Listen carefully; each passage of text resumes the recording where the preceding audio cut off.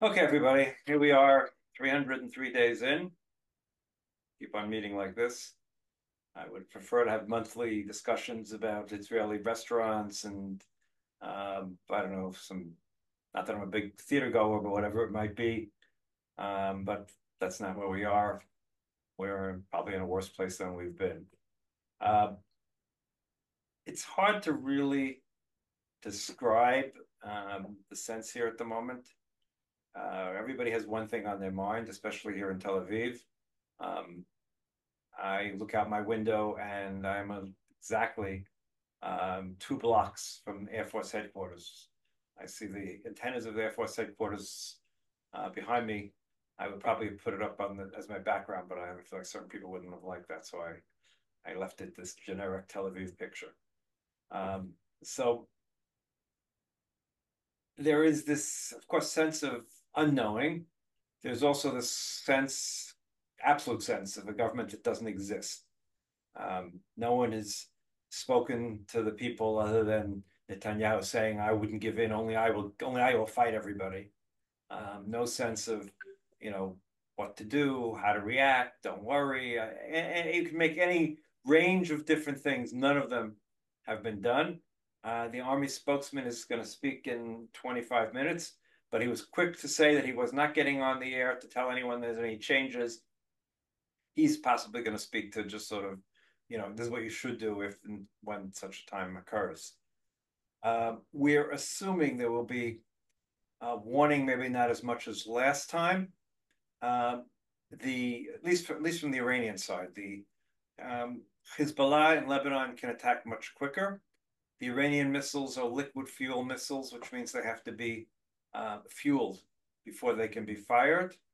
And assuming whether it's American or Israeli or wherever else intelligence will be able to pick up the fact that their missiles are being fueled, which gives probably an hour or two warning before they're actually fired. So that would be one factor. Last time they sent all these drones in advance, and they knew the realization was they were going to try to attack simultaneously. So you literally had 8 hours of warning because it takes about 8 hours for these drones to make it from Iran to Israel. Uh, they learned from last time, so they're probably going to do something else. There's talk of 1,000 missiles being launched at the same time. I'm very skeptical about that. I don't think the Iranian, again, I don't have this from really good sources, but I don't think the Iranians have the capability of launching 1,000 missiles simultaneously. But I could be wrong. I hope I'm not wrong. But in any case, the idea being that 1,000 would overwhelm our defenses. I'm not sure if it would or it wouldn't. It certainly would be quite a challenge. And then, of course, the question will always become, where do you defend? Unless they're all aimed at the same place. So that's going to be a challenge. From the north, it's also going to be a challenge because Hezbollah has an unlimited number of short-range missiles. In other words, as far as Haifa and anywhere in the northern Galilee, they have unlimited number. Longer range that can hit Tel Aviv area, etc. They don't. They have a significant supply, but not an unlimited supply. Now, um, precision weapons, as they call it, have a big advantage. Obviously, they're aimed at a particular place, but they have a disadvantage as well because precision weapons are being guided by something. Things that are being guided. I mean, that's number one. Why very often those of us sitting in Tel Aviv find ourselves in Beirut. Um, Recently, we found ourselves in Tehran. We're moving around the Middle East very quickly, and one of the major ways of these guided systems is GPS guided.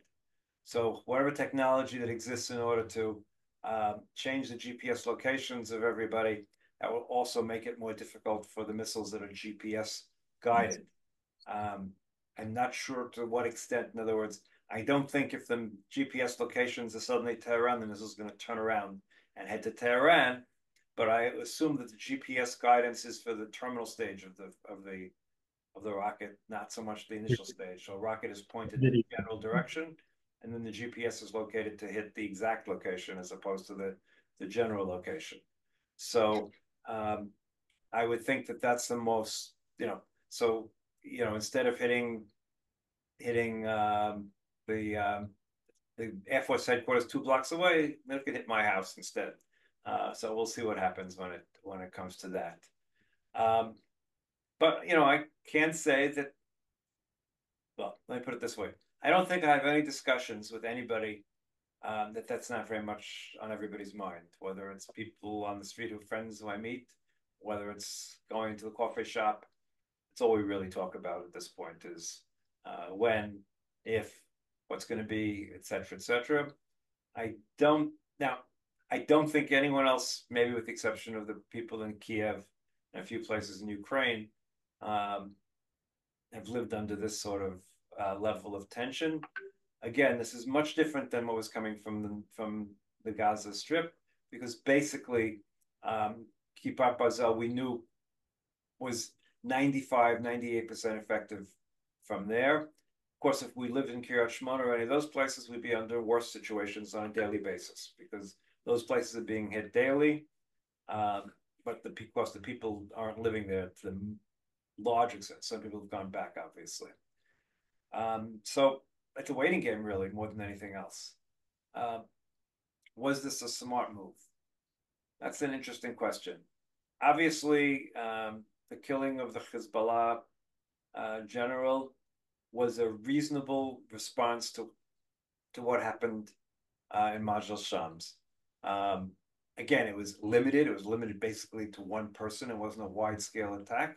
Other people died, but not too many. It was pinpoint, and it got someone militarily responsible. Um, if it was a great idea, the same 6 hours later, to hit the head of Hezbollah, the head of Hamas, that's an interesting question. Again, I think the decision to hit the head of Hamas was an opportunity. It wasn't planned to be at this particular time. It was long planned that I assumed that he was going to be there um, for the presidential inauguration, and they knew more or less when it was going to be, and this was an opportunity, and they didn't want to let the opportunity go. Right decision, wrong decision. I guess we'll be more inclined to know that um, in a few weeks when we know what the results of everything are. And the results of everything are very unknown. So Are we going to be dragged into a full all-out war? Is it going to be a one-time event which will respond in a similar one-time measure and that'll be it?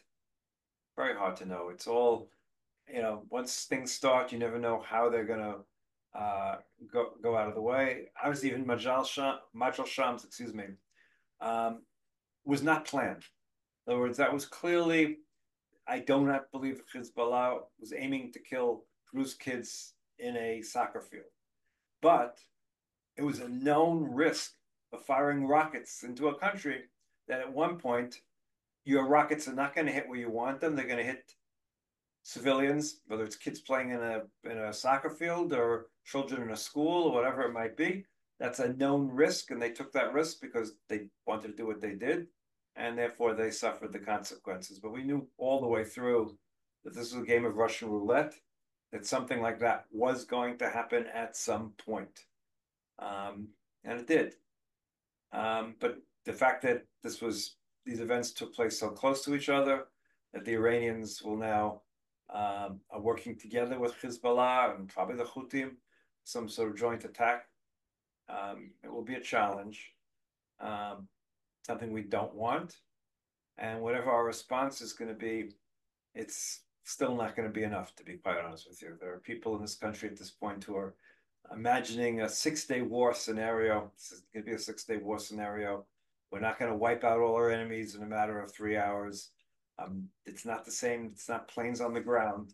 Missiles in silos or mobile missiles that are hiding all sorts of places cannot be destroyed in the same way. We learned in the Second Lebanon War that despite days of bombing of Beirut and other places, all of those things were not able to stop Hezbollah from firing missiles at Israel anytime during the war until the ceasefire took place. We saw in Gaza, that until our troops physically got to places, the missiles kept coming until we physically destroyed missiles. And yet earlier today, there were 5 missiles were fired in the area of Hatzor, Kibbutz Chatzor. It's about basically between Ashkelon and Ashdod, a little bit inwards.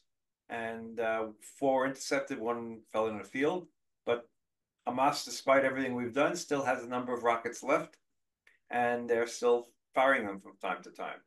So getting all the rockets from the air, whether it's Iranian, Hezbollah, or anybody else's, or the Houthis, quite honestly. The Americans have been trying to hit all the Houthi missiles for 6 months. The Saudis tried to do it for 2 years. It's something that's not does not work. Air power is really good against other air power, but as the Allies learned in World War II, 3 months before the end of World War II, after all the bombings that the Americans were doing day and night with the British, etc., German industrial output was the highest ever. Until the American troops crossed into Germany itself and started conquering the Ruhr, nothing that the United States and the Allies did, it hurt them, but it didn't stop them. And air power is a very nice additive. It's really not a replacement for ground troops, and ground troops is a whole other story. We're obviously not going to use ground troops in Iran, and we can use them in Lebanon. We can go conquer Beirut again, but I'm not sure what the end result of that would be. Probably would not be particularly good. So that's where we stand in what it is, a waiting game. There's nothing else to call it, a waiting game. The rumors are rampant. It's tomorrow. There's a report it's going to be on Tisha B'Av, which is next, I think, Tuesday or Wednesday. It's going to be who knows when. Anytime in between. It's not a way to live, let's put it that way. It is what it is, but it's not really, let's put it this way.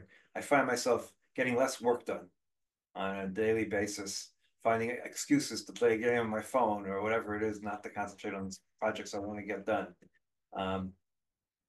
because this is where we're at. Now, mind you, in reality, one of our biggest problems is frankly internal. And what happened last week, of all the things that happened, the thing that, as far as I'm concerned, and many people are concerned, the most concerning was what happened, and I wrote about it in State Teman and then in Beit Lid.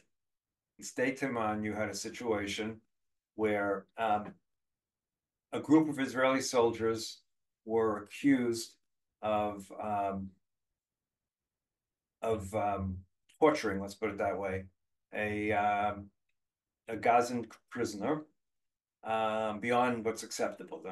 And as a result, the military police opened up a investigation, and after opening up an investigation, they decided to they needed to investigate and interrogate the soldiers potentially responsible. When they went to arrest them, a few of them refused to surrender. They called on WhatsApp, and all sorts of right-wing forces came, including a group of members of Knesset, came running down first to protest and then to break into the base, in which they did.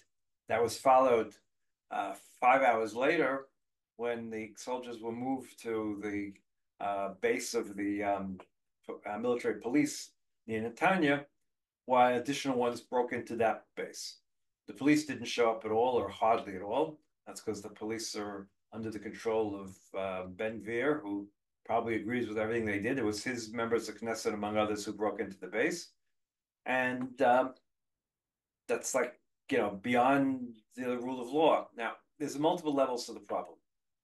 Problem number one, and this is a bigger problem that I don't have an answer to. I may quote it tonight in the update, but there's this American Palestinian, who I keep on quoting pretty regularly in the update. He's very moderate in his views. He wants the hostages released, but he also is very sympathetic to his relatives and friends and everyone else in Gaza who are being hurt and killed and whatever else. So he's sympathetic to Israel's position, but thinks, that things are pretty bad for his relatives and friends and everything else. And he complained yesterday that every time he shows sympathy for what's going on to his relatives and friends and how many relatives he's lost, he gets attacked by Israelis who follow him, I guess, because he's very moderate, What do you mean? And there is a real problem. We've lost our ability to show empathy for anybody but ourselves. I can't quite explain it. Maybe, we can make an argument. Maybe it was the Holocaust. Maybe it's the terror attacks. Maybe it's just October 7th. But a high percentage of us have lost the ability to show any empathy at all for the other, which is just not good because humans are humans. And while some humans deserve to die, frankly, and, I consider death, and those people certainly do, um, children, women who were not involved, etc. We should have an empathy for these people. It didn't say how much we have to help them. There's a line between how much we have to give up to help them, but having empathy for their plight and understanding that they have a difficult plight, to say the least, um, is an important line. And there's a significant portion of our population who has zero empathy, couldn't care less, and acts accordingly. That's a real problem. The other part of it, as I've listened to the attempted justifications of people on the right wing for justifying what went on in State Taman, they said, look what you all did during the protests against the judicial reform. You blocked highways. And, the to compare demonstrations that blocked some highways, and of course, the people who were arrested were blocking highways. They weren't, the police were there with water cannons and everything else to disperse the crowds. Compare that to breaking into a military base when all that was taking place was not trying to change the nature of the country. All it was trying to investigate whether a crime had been committed by these soldiers. It's very hard to create an equivalent. I mean, they try to do an equivalency, but to my mind, it's a really difficult equivalency to even try to begin to make up. But they believe it. They believe it 100%. And of course, that's a real problem. It's a problem for the rule of law. It's a problem for where we stand um, in terms of the Hague, in terms of all these things. Too much of the right wing in this country has no understanding of the world at all, and no understanding of our interrelationship with the world, and the fact that our ability to fight the way we can fight in our technologies comes from our abilities that come from the fact that we're part of the modern world, and that our industries and our high tech industry is integrated with the rest of the world. And if we were back to the agricultural economy we had in the 50s, maybe we'd be more independent, but we also wouldn't have all of the tools that we have at the moment to fight this war, to go forward in the future. A bit about the American role. The U.S. has sent a significant force to help protect us. The Americans have made it very clear that they're not thrilled with the position we've put them in, but they'll defend us just the same. There are critics of the American government saying, what do you mean they're criticizing us? Or not criticizing us, but they're saying they're not happy with being put in this position. But that's the reality. The reality is that they're coming to our defense, even though we didn't discuss what we were doing with them in advance, and even though we don't give in to any of what they're asking throughout, which is a bit of a problem. The internal, which is related to this, is the issue of the hostages. The complete military establishment, be they the Minister of Defense, be they the heads of the Mossad and the heads of the Shabak, and be they the Chief of Staff, all believe that we need to enter into a hostage deal now. And the hostage deal that we presented, that Biden repeated back in May, was the deal that could happen. But Netanyahu, according to all of them, does not want a deal. And he's done everything he can to delay or put off a deal. His political reasons are clear. Any deal that would come would include releasing terrorists that the right-wing party said they would basically leave the government if we release those terrorists in return for hostages. I've heard more than one or two people on the right basically say that we have to give up on the hostages. We can't give up on the Philadelphia corridor. We can't give up on letting these terrorists go. If the hostages die, say levy. Um, that is a view of probably 25% of Israelis, 20% of Israelis, 70% of Israelis support the deal that was put on the table before. Um, I don't know what will be in this country if the minority view ends up being our policy. I mean, it is our policy for the moment. But if this continues, um, if we don't bring back the hostages that are still alive, it's not at all clear what we stand for. Um, there's not much more we can do to Hamas. This total victory is a farce, frankly, because there is, there's no place else for our troops to go. They haven't been once and they haven't been twice. And yes, they'll go back in another year or two. There's no ending this war anytime in any of our lifetimes. And I don't know how young the youngest person on this Zoom call is, but I'm just going to say, however young you are, this war is not going to end in your lifetime. Um, it has been going on for 100 years. It's been going on actually more than 100 years. I mean, the first actual um, riots, battles, etc., took place in 1918, 1919, at the very beginning of the British Mandate. And it has continued ever since. Uh, it's interesting. There's this controversy that came up. Um, there was a whole group of people who are pushing that Josh Shapiro not be the vice presidential candidate.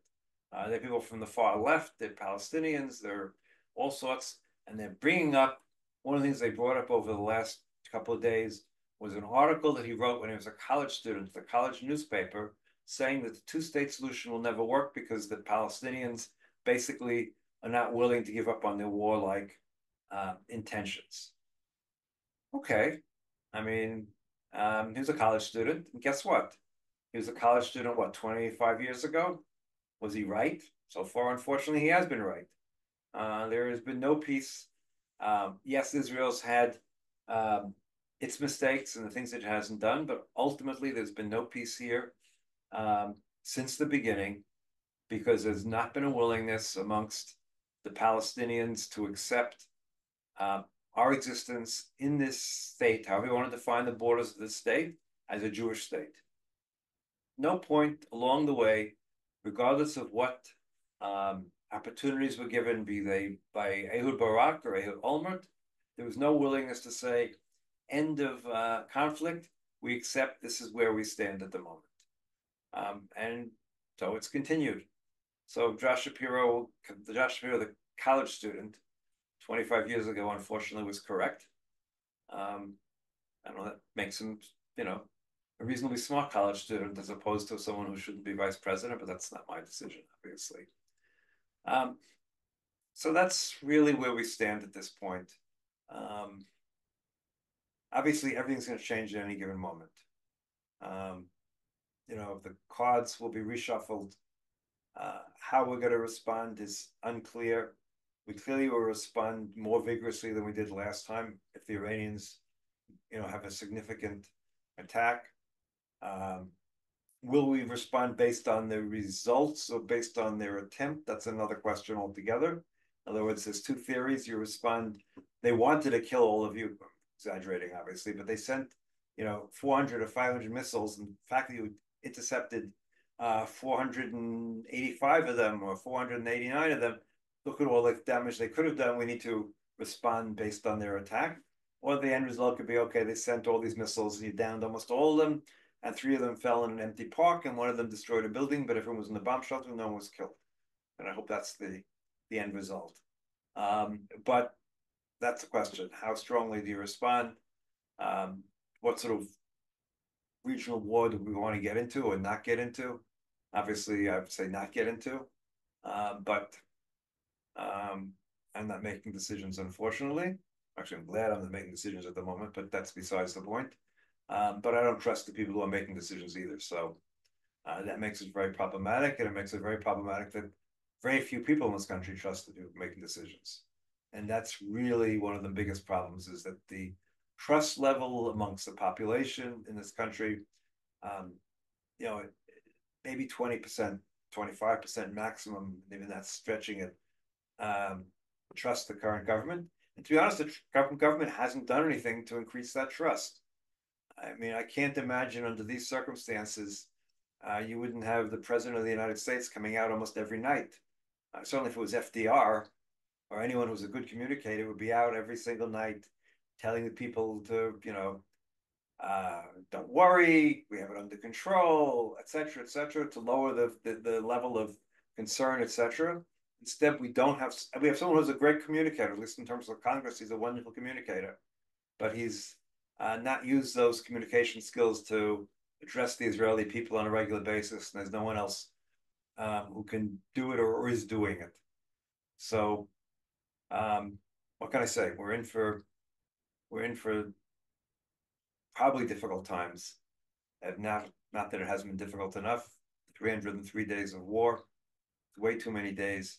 Israel really has never fought a war for this long, and it doesn't need an extended war now, especially with the North. But it's not at this point. We've rolled the dice, and we don't know where they're going to end up. Okay, I'll open up for questions. Raise your hand or whatever it is on the thing, and hopefully either I or Amy will see you. Any more questions than we had last week or 2 weeks ago?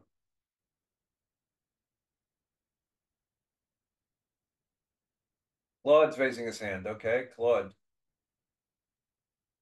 Mark, how do you break into an army base in Israel? Okay, well, you go to the gate and you put 100 people, 200 people. It's not a very strong gate, and you manage to get them to open it by accident for a second, and you all rush in. Look, not every army base. Remember something. There's some bases that are better protected than others. Generally speaking, Israeli army bases are not all that well protected, to be honest, and certainly not like, say, Beit Lid, which is in the middle of the country near Netanya. As a result of what happened in Beit Lid, the second place that was broken into, they literally took a brigade of Golani troops who were in the West Bank and moved them to protect the base. This was not expected. They're not expected but it also brings a certain level of concern. But let's keep something else in mind. The Israeli army is stretched thin. It's stretched thin on all fronts. It means the number of soldiers that are left behind on a base to guard it is not nearly enough. That's the reality. And so, this time it was a bunch of members of Knesset and others that broke through. Obviously, it could be something else at the same time. So, Follow-up question. How yes, many of the people were arrested? zero, Yeah, that's what I heard. zero, zero, zero. Yesterday, uh, That's the big problem in Israel. very, very big problem. It's part of the problem is who's the minister of national security who's in charge of the police. There is no police commissioner because the person he wanted to appoint was found not wasn't qualified. Let's put it that way. Yesterday, as opposed to no one arrested for breaking into the bases, a group of people who had a picnic opposite. Yuli Edelstein is the chairman of the Foreign and Defense Committee, and outside his house, across the street from his house, is a public park, which the city personally refused to close, even though the police had wanted them to close. They didn't close it. Four people were having literally a picnic. They were wearing T-shirts that said, one for the save the hostages and something else. But that's all they were doing. They were sitting on the grass on blankets, eating jachanun and having coffee or drinks. And the police came and physically arrested them and pulled them away. So we have a problem. It's not a small problem. Lisa. Two unrelated questions. Can you the first one is, do you think Iran has sleeper cells within Israel, or if they detonated some bomb within the country that would escalate things too far? And then secondly, why does Netanyahu have all this power to move the goalposts all the time, let's say on the hostage negotiations and on other things? Why does it just come down to his decision? Okay, so two parts to that. I don't think they have sleeper cells. Unlikely. It's always possible amongst some Arab Israelis, or who knows what, there's a sleeper cell, but very unlikely they have sleeper cells inside of Israel. The security services are really pretty good at that. not impossible, but very unlikely. Number two, we have a strange system, right? We have a parliamentary democracy, but we have a parliamentary democracy that gives too much power to the prime minister, not so much legal power as much as traditional power. And what's happened is that as long as the prime minister has the majority of the cabinet supporting him, he basically can do whatever he wants. So even for instance, in the last, for instance, the meeting he had a meeting Wednesday or Thursday of last week with all of the people involved in negotiations, the head of the Mossad, the head of the Shabak, the chief of staff, I think, was there, and the minister of defense. But all of these people basically work for him. So despite the fact that they all thought differently, I mean, think of it in a corporate situation. If the six people under you disagree with you, you can do whatever you want. You can ignore their advice because you're the one in charge. Now, if the cabinet was to vote, overrule him in some sort of way, if there would even be a cabinet meeting to do that, then yes, that could stop him. But the biggest problems that exist in Israel in the last year and a half is there are no, as they would say, notes tzaddikim in stone amongst all the members of the Likud, who all know how responsible Netanyahu is for October 7th, but he won't admit it. None of them are willing to come out against him and vote him out and put an alternative government without him as the head, because they're all afraid of him, whatever set of reasons. So as long as he has control of the cabinet, he has control of the government, no one can stop him. That's the reality. It's a very sad reality we all live in. But it is what we do. It is a reality we live in. Jeffrey. Well, thank you very much. I enjoy your viewpoints.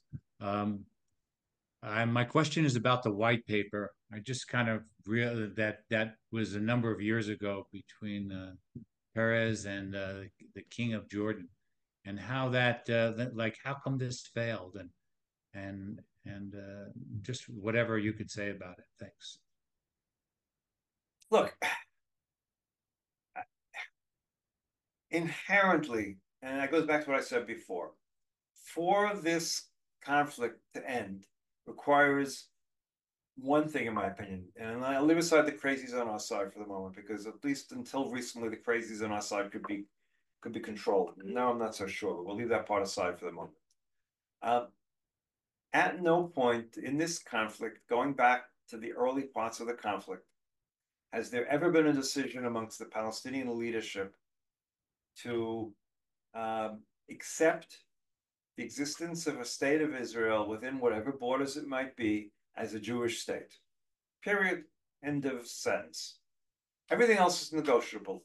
Everything else could be negotiable. Everything else could be reached in some form or another. It'd be argued about borders, security, and all sorts of things. But without that, and that includes the fact that refugees, wherever they might be, need to return to the Palestinian state of the future, because refugees returning to the current state of Israel basically says the end of Israel as a Jewish state. So if they're willing to, if at any point they'd be willing to come forward and do that, if there had been some Palestinian who would have pulled a Sadat and come to the Israeli Knesset and said, end of war, end of bloodshed, end of our requests, we are willing to live in a state next to the state of Israel in secure borders, the Jewish state of Israel, and all the refugees of the Palestinians who exist all over the world that can come back to our new state that'll be made up of Gaza, the West Bank, and maybe, I don't know, a little bit of Negev, or who knows what it would be. If one of them would come up and say that, and the Palestinian people didn't kill him, then we have peace at some point or another. There'll be arguments on our side. We have real trouble with some of the settlers who wouldn't want to give up any part of the West Bank and all those issues. But certainly until recently, those problems were doable. But it hasn't happened. And I come somewhat from the left side of the Israeli spectrum, because I think we need to leave the option of peace there for the future. When you look at it historically, ultimately that's the reason we don't have peace. It's not our actions that have stopped us from, we've done stupid things along the way. And yes, but ultimately, that's the reason there hasn't been peace, is because of that decision. Now, there's also been the component of Hamas. Hamas has been the most successful terror organization in history. I've slowly been the updates been placing a lot of the Hamas earlier bombings, and there are quite a lot of them, and they managed to turn the Israeli public off from the idea that we could ever reach peace. And every time it looked like there was a chance for peace, they bombed some more. So again, there can't be a peace until the two nations agree to live side by side in their own lands separately. And that hasn't happened on the other side. It happened on our side a number of times. I don't know that now it could ever happen. It's a different story altogether. But as of 2000, as of the Olmert, before after that Olmert's plan, and Barak was 2000, I could have been done. Sharon could have done it. Sharon pulled out unilaterally from Gaza, was willing to pull out from the northern West Bank, and would have pulled out from more of the West Bank if he would have lived. He didn't believe in the Palestinians. He believed in doing it unilaterally, which is a different argument altogether. But he could have done it.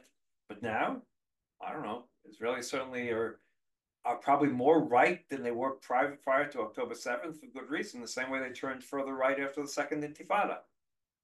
So that's where we're stuck. And, that's why I say there isn't going to be peace in my lifetime. And like I said, I don't know who the youngest person on this call is, but I'm just willing to bet that not in their lifetime either. So, anyone else?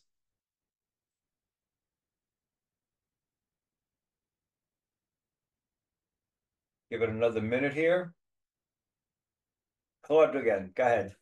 I hate to be a hog. Don't be a hog. We have all these people who are afraid to speak up, so come on. Somebody sent me John Oliver's weekly piece. I don't know if anyone's seen it, but aside from the facts that are mistaken by him, the interviews of West Bank settlers talking about building homes on land that wasn't used, so why is that a problem? So on and so forth, is not easy for people that aren't so Israel connected here in the United States. Look, I mean, our right wing is our worst enemy in terms of PR. But these are people living in the West Bank. 700,000, is that the number now? Okay, first of all, numbers I've heard is more like 500,000. Keep in mind that wait, but let's put it in perspective. Of the 500,000, about 400,000 live either in the city of Ariel or in the Haredi cities that are right along the border on the other side, like Modi'in Illit. There are about 3 or 4 big cities full of Haredim that are on the other side of the Green Line, but are right there. In other words, look, the big problem with the settlements is not the big settlements with all the people who are living in them. It's the small settlements that are sitting in the middle of nowhere. The reason I'm against the settlements, besides for the individual actions it causes, and the fact that we're taking away Palestinian land at various points, is as much as I don't believe there's going to be peace in anyone on this call's discussion, I'm at least hopeful that at least there'll be peace in my grandchildren's lifetime. And if there are settlements everywhere, there'll be no way to create 2 states. And I don't think there's any other solution but 2 states. There is no solution that doesn't. The optics are very bad, Mark. It's like what Gaza looks like in the news of the United States. It just hurts. It just doesn't help to create allies. Listen, I have to say one of the biggest problems with the right wing in Israel, besides everything else, is the fact that they don't understand optics. They don't understand. They don't understand why we need public opinion. Who needs the Goyim type situation? Who cares about the world? Klum, they go back and repeat what Ben Gurion said out of context. So, yes, it's very bad, but they don't understand the importance of it. They don't understand the importance of foreign relations. They don't understand the importance of foreign friends. They think they're all Goyim and they all hate us anyway. or they're all anti-Semites. And there is too much of a view in this country that anyone who criticizes us of being an anti-Semite. And look, there's plenty to criticize. We're far from perfect, and there's certainly a lot of things I would do different if I was in charge. But that's, doesn't mean we're 100% wrong. And the people, but it does mean it's a real challenge, and we don't have good solutions to these people who don't understand how important our image is, because Mark, the world all by themselves. Abby. Yeah, I don't really have a question. I'm actually reacting to you saying that everybody was too scared to ask anything. And I just wanted to say that I know that I am just terrified about what could happen in the next week or two. I'm terrified for Israel. I'm terrified for my friends and family that are in Israel. And this whole thing of threatening to annihilate, bomb on Tish B'Av is, I mean, I find myself just really not being able to function very well. It's sort of like what you said about you find yourself playing games just to distract yourself. I think a lot of us, I know I feel that way. It's just a terrifying situation. I've been following you for the whole time since you started speaking, and you've been pretty clear that we're not equipped to have a war with the North, and now with Iran in the picture, it's just terrifying to know that we weren't equipped, and now that there's so much that is threatening us all at one time. So I just wanted to let you know that I am really concerned for you and for everyone that I love in Israel. Yeah. Well, thank you for that. I mean, let me make something clear. Look, I don't think this is the optimum time for us to go to war with anybody. I mean, after 9 months of war, et cetera, et cetera. However, we're better equipped now than we were 5 months ago. I mean, I have no idea what our production rate of interceptors are, but at the beginning of the war, we used an awful lot of interceptors against Hamas. Since then, we haven't been using nearly as many. I assume our plants have been operating 24/7, producing as many interceptors as we possibly can. We have many more now than we had 5 months ago. I don't think our laser system is ready yet, but I could still be surprised. They could be complaining, saying that it wasn't going to be ready for another year, and poof, surprise us. I think we have other technological weapons that people don't know about. I don't know about either, but I know they exist in the general sense, that there are more things that we do not know about that exist. I think we will surprise them, and also remember the fact the Iranians do not have nuclear deterrence yet. They do not have the bomb now. So they don't have the ability to threaten us with the bomb at this point. Doesn't mean we have to ignore that fact, and it doesn't mean we have to give them a reason to use a bomb when they get a bomb. But they're far away. All of these things come together, and one of the things that bothers me about some of our more militant ministers, etc., is the sense that we can do it all. We can't do it all. We're still a small country. We're a lot bigger. It's hard to understand. During the period before the 6-Day War, I mean, I was just 10 or 11, no, 12 already, or whatever. 12 when before the 6-Day War. So I remember the time before the 6th. I wasn't in Israel, I was in America, but I remember that time going up to it and the fears that existed in American Jewry. And then, of course, I wrote about it extensively when I did some writing about American Jewry and the effect that the period before, and the fact that fear of a second Holocaust and everything else that took place in those weeks leading to the 6-Day War, and then the end result. We were a country of 3 million. We're now a country of 10 million. We're a pretty poor country back then. Whatever technology we had gotten from the French, by and large. We had a few things we had developed ourselves, and intelligence, and a few things. But basically, all of our technology was whatever the French had given us. Luckily, it was better than what the Russians had given the Egyptians and the Jordanians, not the Jordanians, they had some British stuff, but the Syrians. And the result was what it is. It's now, these many years later, we're a country of 10 million. We're cutting edge technology. That some of our technology, and I believe, is beyond what the Americans have in many ways. But we're still only a country of 10 million, and we're only an army that is so big, and we only have so many planes, so many pilots, et cetera, et cetera. Mark, can you hear me? Yes. It's Laura. I'm sorry, I can't find the hand raise function on my phone. Go ahead. But can I ask you, there were reports the past couple of days that Netanyahu, when he came back from Washington last weekend, was planning to fire the defense minister and I think the IDF chief of staff. I wasn't clear on why. And then I wanted to ask you about that, and also all these reports from Israeli media that the security chiefs have been, increasingly vocal that Netanyahu is changing the terms of the deal in a way that they think he doesn't want one. Okay, so is there any reaction? Yeah, what's your thought on that? Okay, so two things. First of all, yes, there are a lot of reports about him wanting to fire Gallant and the heads of the chief of staff and the security chief of the security services. Now, why does he want to do it? Two reasons.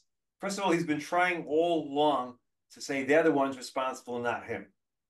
So they're the ones responsible. I'm going to fire the people responsible for October 7th, and there we're left with just me. I wasn't responsible. That's part of his whole strategy. It's been a strategy all along. The reason that he's never once taken responsibility for the events of October 7th, and the reason he's fought against any attempt of a national commission of inquiry. So that's part of it. The other part of it is, listen, all of those people should have resigned. But none of those people want to resign before Netanyahu resigns, because none of them trust Netanyahu to pick the right people to replace him. Right. So that's part of the reason they're not resigning, is they don't trust Netanyahu. And second of all, they feel that they are responsible, but Netanyahu is clearly responsible, and they shouldn't have to walk the plank without Netanyahu joining. So he's trying to short circuit that. He's also trying to get people who are not going to argue with him. These are people who are arguing with him. And yes, they basically said that Netanyahu changed the terms of the agreement that was put forth by Biden, which was Netanyahu's original plan, which was approved by the security cabinet at the time when Gallant and Eisenkot were part of the security cabinet.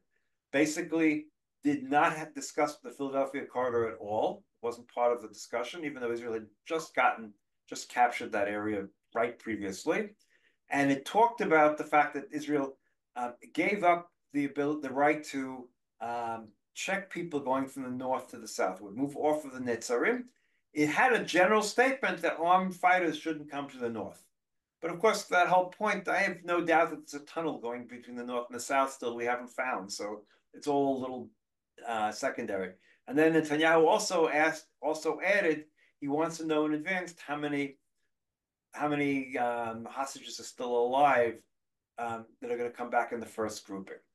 Now, understand, that request would be normal in any normal circumstances. The reality is that Hamas has never agreed to that term, telling in advance how many people there are alive, and they didn't agree to the other two terms. Now, is this, he's claiming he's just trying to get better terms? You could make that argument, but the reality is he's moved the goalpost exactly when there was an agreement that was to be had at the moment. Yes. I do not believe, and most people do not believe, he wants the agreement, because with an agreement, his government will fall. And his government, even though Lapid has offered to give him to support his government in the meantime, and basically even support him for up to a year. If Netanyahu agrees to set elections 1 year from today, for the sake of argument, Lapid will pull in, and they'll support the government for a year as long as a date certain for elections is set. But he doesn't want to be dependent on Lapid. He seems more comfortable with Ben-Gvir and Smotrich, whatever insane reasons. So That's the reason he doesn't want the agreement. He's afraid of the political consequences. So Thanks. that's where we stand with both things. Anyone else? Thanks. Mark, Mike Weiss here. Yes. Why did President Biden say that these assassinations are not helpful? Okay. So I don't think he said that about the first assassination. Remember, the first assassination was the Hezbollah guy, the guy who U.S. had a $5 million bounty on. And I don't think we've heard even a chirp of criticism from the United States about killing him. It would be hard for the United States to criticize a man that there was a $5 million bounty, dead or alive, on since 1983. He killed 200 and something number of Marines and also killed 50 French soldiers. So this man was wanted. I don't think the Americans, not even crocodile tears for him. Now, Hania, I think under other circumstances, they wouldn't have had any problem with it. After all, it fits with their goal of us killing their leadership and not killing, civilians in Gaza. On the other hand, you could make the argument, and the Americans are making the argument to some extent, not to a large extent, but to some extent, Hania was important for the negotiations. Clearly, for the meantime, negotiations are off. And there are reports today that the Hamas said they will resume negotiations after someone's appointed to replace them. We don't know. But it would seem on the face of it that, eliminating one of the key people you're negotiating with is probably not helpful for those negotiations. I don't necessarily agree with that. But you could clearly make that argument. And, the basic thing that the Americans are most upset about, and Biden's most upset about, is the other thing that I discussed a minute ago. Netanyahu promised he was going to go for the agreement. Then he came back to Israel and added these additional terms, which he wouldn't drop from. So that's my general view. Steve Waldman. Yeah. I've been reading in the last few days that the American policy or plan seems to be appeasement of Iran. That America and Iran, and this is partly been Obama, probably also Kamala Harris as well, and Blinken, etc., and the State Department, is to divide up the sort of hegemony between America and Iran, which would really mean sacrificing Israel completely to have a two-state solution. Obviously, the thought of that is absolutely terrifying, because Israel is so dependent on America. I just wonder whether you've heard this and what you think about it. Look, I hear it from all the right-wing sources all the time, in America particularly, talking about that. But there's no evidence really of that, to be quite honest with you. I mean, the United States has been trying to create the alliance between Israel, Saudi Arabia, the Gulf, the other Sunni states against Iran. That's what the Biden plan was to create this alliance, this military and defense alliance against Iran. So I don't see, there's no evidence of it. Iran has been an American enemy since they took our American hostages in the 1970s.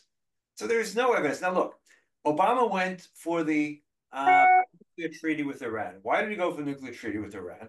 Because there were sanctions until then that were pressuring the Iranians. But the Russians and Chinese had stated that they were not going to renew those sanctions.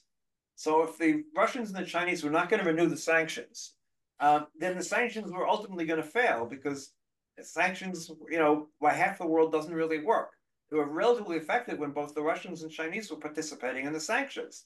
So Obama said, the Obama administration said, well, if we're not going to be able to go with sanctions, let's come to an agreement that will delay the Iranian nuclear program for as many years as possible. So he went for the nuclear deal with Iran. Iran signed the deal. According to all sources, they kept their part of the agreement. The problem with that deal was the fact that it sunset. Parts of it, not all of it, parts of it sunset after 10 years. Netanyahu, together with Trump, decided to end that agreement after 4 years, 5 years. So instead of waiting for it to sunset, they self-sunset an agreement that was being being kept by the Iranians. So that was just stupid, frankly. I said so at the time. You don't have plan B. What is your plan B? If you're going to walk away from the agreement, how are you going to keep the Iranians from getting the bomb? They didn't have a plan B because the United States does not want to go to war with Iran. Let's be honest. The United States made a strategic mistake. George Bush Jr. made the single biggest strategic mistake when he invaded Iraq instead of Iran. If he would have invaded Iran instead of Iraq, the Iranian people would have been jubilant. They would have put together a democracy in Iran. That's a much easier country to create a democracy than Iraq is. It's not. Its people are more educated and more Western oriented by and large, and are tired of being ruled by these ayatollahs. But we went the wrong direction. American people are not ready for another war in the Middle East with unknown results. They haven't been since the war in Iraq, and certainly the exit from Afghanistan. So I do not see any signs except on the far American right, including the American Jewish right, who's saying that that this administration or Kamala Harris or Obama has been trying to divide the world up and support Iran in any which way. There has no proof of that. There's no basis. There's no logic in that. What is the logic? Now, look, America does not want a war with Iran because, let's be honest, a war with Iran means they're going to close the Straits of Hormuz, where 40% of the world's oil passes. And you know what happens when 40% of the world's oil gets cut off? Real problem. So no one in the world really wants that. The Iranians have the world certainly a bit by the neck, but that's where we stand. I just don't accept the idea that America wants to divide up the world. With what sense with Iran? Iran is tied with Russia and China at the moment. The United States is allied with Ukraine, Western Europe, Australia, etc., against Russia, Iran, China, and North Korea. They're on the other side of the calculation. Why would America want to divide up with Iran? America doesn't want a war with Iran. That's true, but up to a war, that's the maximum. Any other questions? Okay. Oh, go ahead, Beth. I have a quick question. It's about something else with Israel. What is the reason that we're going to have to get visas to go into Israel now as Americans? Okay, it's not quite a visa. It's really just it's a piece of paper. It's done electronically. I think it's really stupid. I think the Israeli government did that without thinking about what the implications are. It's not, you don't have to go to a consulate or anything else. You just fill out a form online. That's all it is. Like I said, I think it's very stupid. When it came out, I said, what are these people thinking? Because there's so many countries that have reciprocal agreements. And so, anyway, that's where we stand. I don't think it's not a big deal. I think it's a stupid thing to do, but no one asked me.